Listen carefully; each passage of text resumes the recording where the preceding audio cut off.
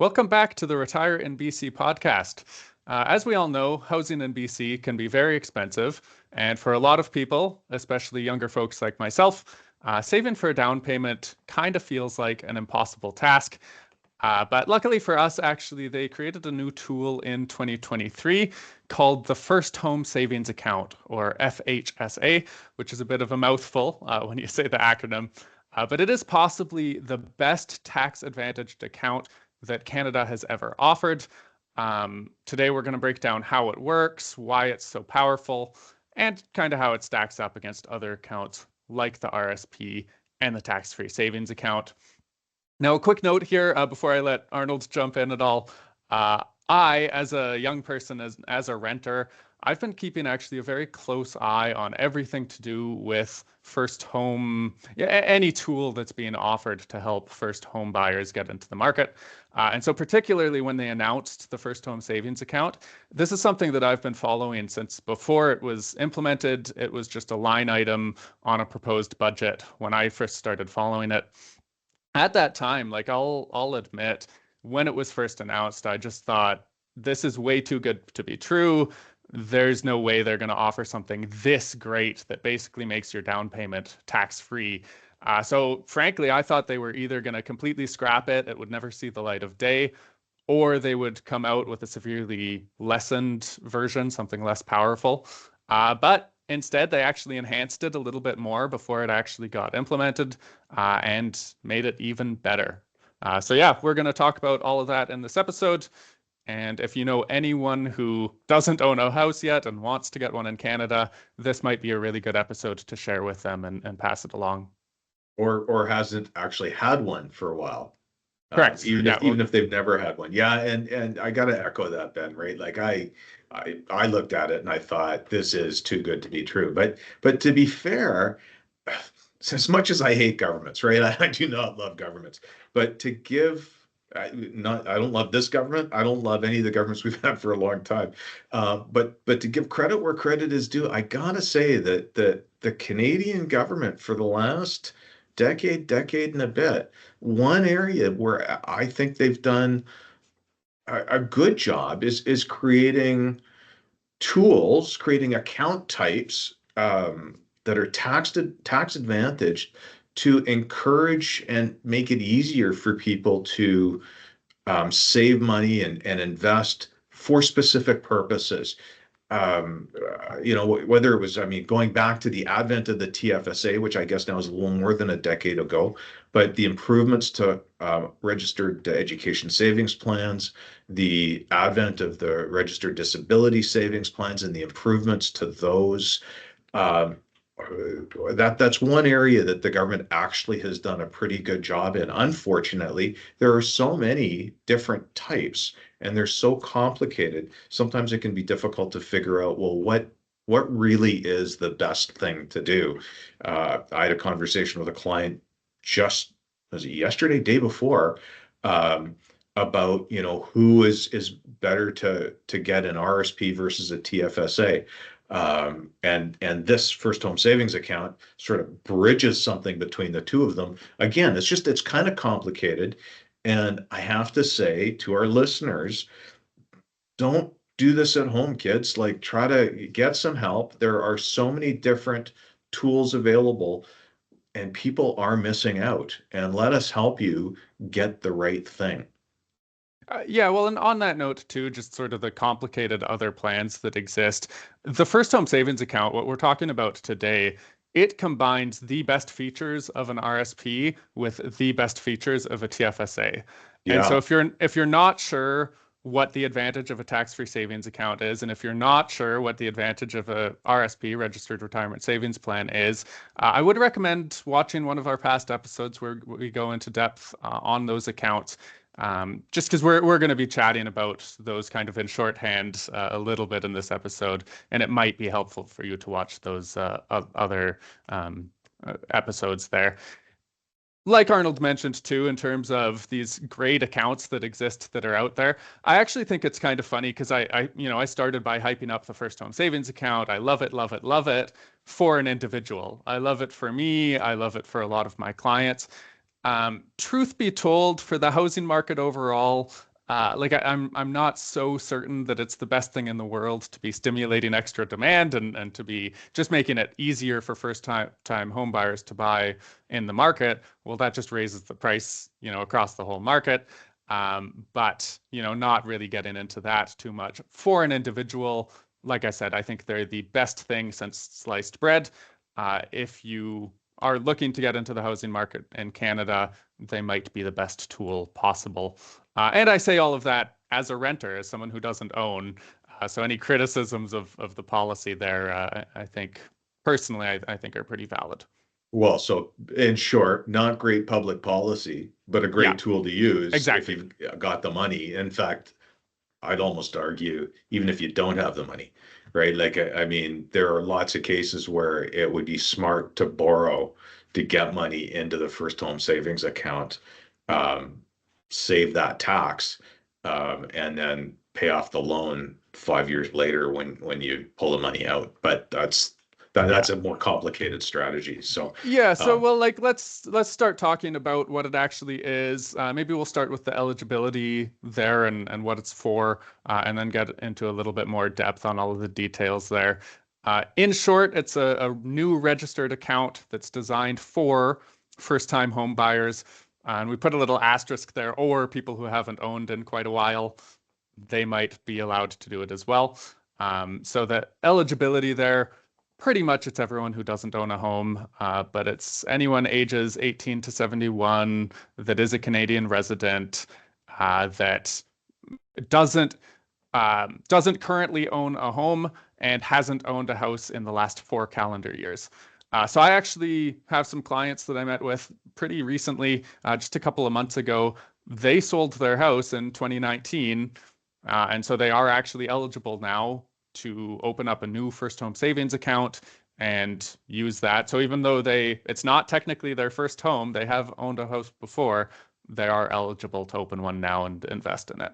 and I believe that's exactly the same rule as for the home buyer withdrawal out of an RRSP. I think the government has actually dovetailed that, or set it up so that it's the same rule, so you can take Correct, yeah. advantage of either. Yeah, yeah, Yeah, a yeah. first home So buyer is someone who doesn't own in this calendar year or the preceding four. that's right. Yeah. That's right. So you can throw up to $8,000 a year into the plan, but you got a lifetime contribution maximum of $40,000.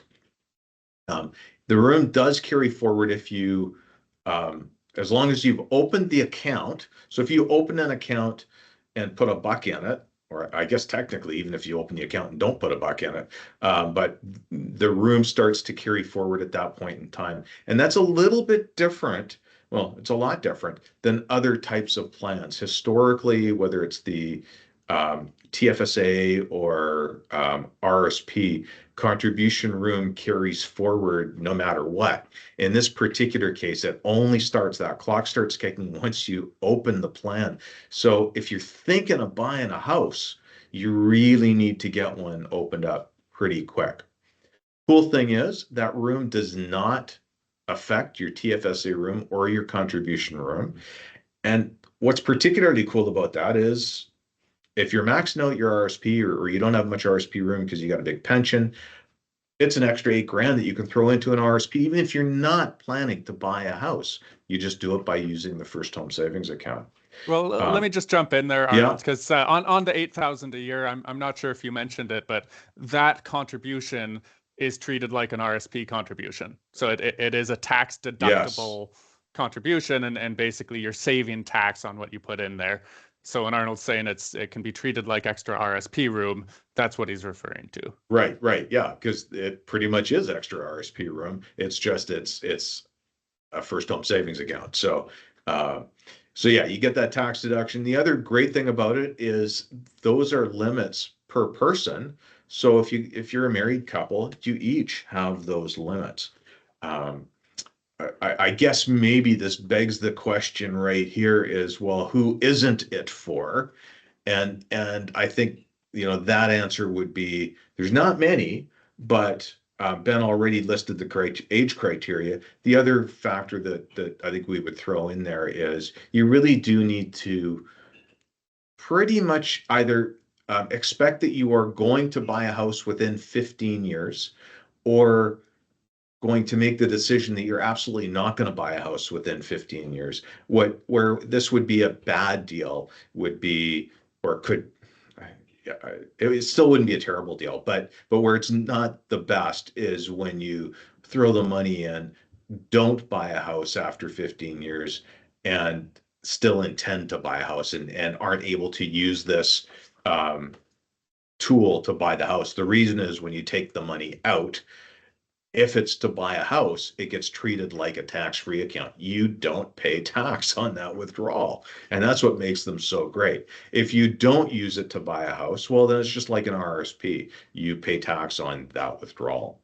Yeah, well, and I just clarify too that it's a house in Canada, right? So if you're Yes, good looking point. to potentially move abroad or something like that, actually, we're probably going to circle around to that a little bit as well, because it can still be an okay deal at that point Yeah. in time as well. But yeah, as Arnold mentioned, like once you've put it in, it's not as though it has to just sit there in cash. You can invest that the same as you can invest a non-registered account or tax-free account or what have you.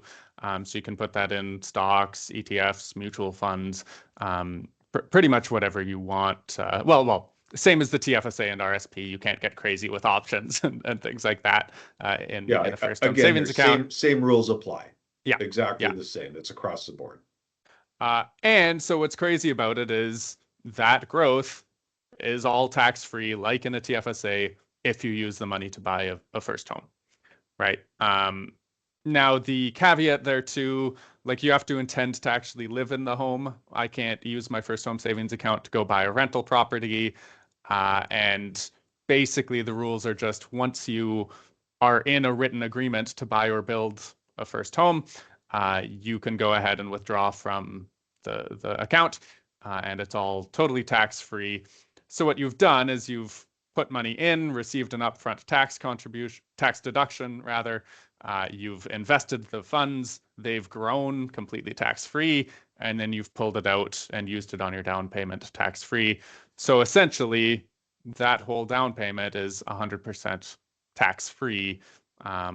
It just never got taxed, which is crazy. That's what I alluded to at the beginning, that this is perhaps the best thing ever, in that portion of money just doesn't get taxed at all. Well, and you saved that, like you got a tax break putting it in, right? If working it on $1,000 in a 30% tax bracket, you put 1,000 in, you get $300 back in taxes, and then you take the full 1,000 out. Like Yeah. it's yeah, Yeah, they're exactly. awesome. So the one big maybe a limitation, or just what I want to make sure that people are aware of before we encourage them to go and open this up. Arnold alluded to it already, but it's just that once you've opened a first home savings account, you're starting a 15-year clock. It has to be closed Right. within 15 years, or by age 71, right? And so that's just kind of the one big potential downside. I don't want to be encouraging, a fresh college student, let's say, to go open a first home savings account. Maybe that's good, maybe it's not. I just hate for them to 15 years later still not be in a position to buy a house, and they've kind of wasted that room, wasted that opportunity. They have to collapse the first home savings account, and in that case, it wasn't a great deal for them. Now, luckily, it's not as though you have to just withdraw that money right away or get taxed on it. You are allowed to just transfer it tax-free to your RSP or to your RIF, and that doesn't even use up your RSP room. You just get to transfer it over. Yeah, Right. I have to agree with you, Ben. Like the younger person, somebody just getting out of college or whatever, that's almost the hardest. I find it the hardest to give the advice to, because there are some cases where people within a few years are going to buy a house. And so you almost have to gauge, how much money are their parents going to give them, or how much money are they making? Are they going to have enough to do it very quickly? Because you do want to get a full 5 years of that 8,000 in. but you don't want to run up to that 15-year time clock. So that Yeah. is the one area that I'm hoping actually that the government expands and delays. In fact, actually, I suspect that the government will delay that 15-year timeline, and it will end up becoming 25. That's my guess, but we can't Yeah. rely on that. Well, it's tricky too because the student is the person who may or may not be earning very much while they're going to Exactly. school. And as we just talked about, like it's a tax deduction when it goes in, so it's Yeah. better if you're earning more. Like it's still good for everyone, but someone who's paying 40% tax gets in a way a bigger bang for their buck than someone paying 20% tax. Do you know what, Ben? I just thought of something that I don't know the answer to, and maybe you do. Because I got to say, folks, Ben knows more about these things than I do because they're a newer thing and they're more for younger people. But I haven't even thought about this. With an RSP, you can contribute to an RSP and choose to delay. You make the contribution now, but you choose to delay the deduction. Can you do that with a first home savings account? Yeah, you can. You Yeah, so can. Okay, same thing. Yep, there you're you go. allowed to So delay. if Yeah. you were a college student and you knew that you were going to be buying a house in within 15 years or um, you know, uh, but it was going to be short order, like 5 or 6 or 7 years, then it would be worthwhile in that case to get that 8 grand a year, throw it in there, not make the contribution, or sorry, not make the deduction, carry it forward, and then when you're out of college, when you're making really good money, you make the claim when you're in a 40% or 50% tax bracket at that point in time, right? So again, here, lots of cool ways that this can be used. Um, I think I just want to highlight one other, example where not being used as intended. I have at least a couple of clients that I can think of that have told me flat out, no uncertain terms, they do not intend to buy a home. But they have pretty good pension plans, and so their RSP contribution room is really limited. And I've said to them, "Hey, who cares? I don't care that you don't want to buy a home. This is an extra $8,000 a year that you can get a tax break on, and basically, it's effectively just an increase to your RSP room. Simple as that." Yeah, yeah. Well, and same for me. It's my own brother, and he gave me permission to share this story. Yeah, he's one of those people we alluded to earlier who may or may not buy a house in Canada. I think he kind of likes the idea of eventually moving abroad. I think he also likes the flexibility of renting. He's just not sure he'll ever buy a house in Canada, but he opened a first home savings account anyway. And he's treating it as worst case. This is an extra 8,000 of RSP room that I have. Exactly. I can just put it in and roll it over to the RSP later. Uh, with no real downside from doing so. So they're quite flexible. Well, they're not flexible. They just can be used outside of the intended means, I think. There you go. And so they're perfect even if you're on the fence about buying, you can kind of keep your options open. I think kind of staying on the theme of someone who is using it as intended, I wanted to run through kind of a quick example here just to showcase how powerful they are. Because as we've talked about, it's a tax refund and tax-free growth, which is a pretty rare combo. So I just ran through a fairly standard-ish example. It's a little bit idealized, but not too much. So just looking at a couple who each earn about 120 grand a year or so. So they're in the marginal 38.3% tax bracket. Both of them contribute to a first home savings account. They contribute their 8,000 a year for 5 years. So after that time, they've invested 40,000 each or 80,000 as a household. So just up front, as they've been doing that each year when they do their taxes, they're getting their tax refund. So on that 80,000, I mean, they make 30,500 back just in tax refunds, 30,640. And then I've assumed that they just invest it in the account. They get a 5% return, nothing too crazy, and it's only for 5 years. But nevertheless, their 80,000 would grow to just shy of 93 grand, so 92,831. And so they've had almost 13,000 of totally tax-free growth if they end up pulling it out to buy a house. And they've got 30,640 back on their taxes. So by doing this strategy, they've got just shy of 93 grand available for their down payment. Had they not done that, if they had not opened a first home savings account and not invested it, by contrast, they'd only have about 49,000, 49,360. So like they're getting close to double what they otherwise would have had over that 5 years of saving. That's pretty nuts to me, just being able to do that and get that down And that's payment. a really reasonable scenario, right? Like, Yeah. Oh I yeah. mean, if they're in a higher tax bracket, like if they're making more money, or if they earn a little bit more money, or if they don't buy a house after 5 years and it's more like 10 or 15, in any of those cases, it's going to compound that even further and it's going to even be a better deal for them. Oh yeah, yeah. I could have easily massaged this example to Yeah, make it like 100,000 or probably two right, hundred right. grand of savings by doing it. So I mean, um, the opposite's true too, you know, if you're yeah. in a lower tax bracket, but the reality is I think the example that you chose there, Ben, is ideal because most people are going to be close to that situation.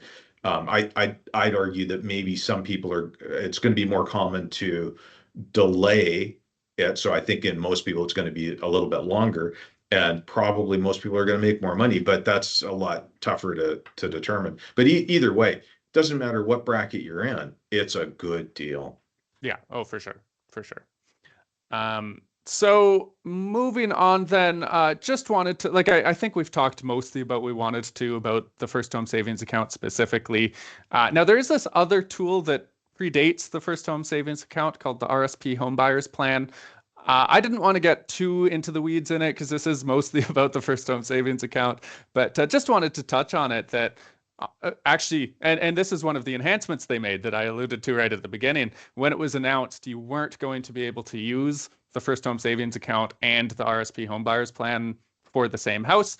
And one of the enhancements they made was they removed that restriction and said, you know what? You can use both if you want. So if you've already got an RSP that you've already deposited a lot of money to, or not. I mean, you can build that up over time, but essentially that RSP home buyers plan, it's a loan from your own RSP that you use for the down payment, and then you have to start paying that RSP loan back to yourself. So they're a little bit of a double-edged sword I've found because sometimes people who are stretching for their first mortgage and now they've borrowed from their RSP and they have to repay that as well, and it's almost like a second mini mortgage. But you know, I did just think I'd mention that you can use both for the same property. Well, and I think it's important to mention that yes, you're supposed to pay it back over 15 years, but it's your own RSP. You don't have to pay it back, right? It's not like a loan that's going to screw up your credit rating. Right? Yeah, yeah, It yeah. just means that well, it's 1/15 that you have to pay back every year. If you don't pay it back, the consequences are you get taxed on that portion, right? Because you've taken it out of the RSP, and so um, it's as though now it's a permanent withdrawal out of the Exactly. Yeah. RSP. So it's not quite as bad as an additional loan, but valid point. It is one extra stressor, you know. There are some interesting cases. Again, there are planning opportunities where if a lower income spouse has been one of the, or if a spouse has done the withdrawal and then they become lower income because they're raising kids or whatever, they may choose not to repay it for that reason because now they're in a lower tax bracket. So there are other planning opportunities there that can be taken advantage of. Yeah. And I mean, just what was the last week before, I had a client that actually did exactly this, withdrew the max that they could out of their home buyers plan, or withdrew what they could from their first home savings account, and they were blown away by how much money they had available to them. It Oh, for was sure. Yeah. just a great deal. Yeah. So, I mean, again, that RSP home buyers thing, it's up to 60 grand you can pull out from your own RSP. And then, yeah, like I said, you have to start repaying 1/15 of that. Don't want to get again too into it, but there is also a little bit of a repayment period, 2 years before you have to start. Temporarily, they bumped that up to 5 years. we don't know what's going to happen next year. So, if you're curious about that, give us a shout and we'll chat about that. The one other thing actually I wanted to contrast though between the two was that with this RSP home buyers thing, you have to leave the money in the account for 90 days before you can pull it out to use that plan. That's not true for the first home savings account. So hypothetically, I could deposit to my first home savings account and buy a house tomorrow and use the first home savings account money for that down payment. In fact, it's actually overlapping the other way. You have up to 30 days after making the house purchase or after entering into that agreement, basically to pull the first home savings account money out. So it is a little bit more flexible from that side of things. Just think of the RSP as being a bit more rigid. Well, and I can confirm that, it's not just theoretical. We did it just a couple of weeks or a month ago. This same couple contributed the money and then pulled it out within, I don't know, it was a couple of weeks. Just basically put it in and took it out, and just to get that extra tax break, big bonus. And I believe the on the withdrawal paperwork, what it indicated actually was that there was a declaration that you intended to occupy the home within a certain time period, and it was a long time period, but basically you're just declaring that that's your intent. Yeah, very, very, very flexible. Yeah, for sure. So I mean, for most people, the recommendation is going to be max out the first home savings account first. Generally speaking, I'm probably not going to recommend depositing to an RSP just to use this RSP home buyers loan. I mean, that can make sense, but it doesn't always. More so, I view it as if you've already got the RSP and you have lots of money in it and you want to use that for your down payment, this could be a good option. We're always very happy to chat with people about their individual circumstances. So if you want to figure out how all of these moving pieces work for you, give us a shout there. But the first home savings account, like we said, if you don't end up buying, you can just roll that money into your RSP with no immediate tax hit. Eventually RSP funds get taxed when they get withdrawn. And so that's the advantage of instead using it to actually buy the house. That way it's totally tax-free. Yeah, as you can hear, I think we love first home savings accounts. They are honestly one of the best things that have ever come out. They may very well be the best tool that we've seen for Canadians trying to break into the housing market. So we do love them. But again, that doesn't necessarily mean that everybody should run out and get one. Talk to us, talk to your advisor about how it might fit into your plan. We just want to say thanks for listening. If you like this episode, please subscribe and share. Our leadership or our listenership is growing, and we want it to grow more. We will catch you next time on the Retire in BC podcast. Thanks for listening. Thanks. Bye.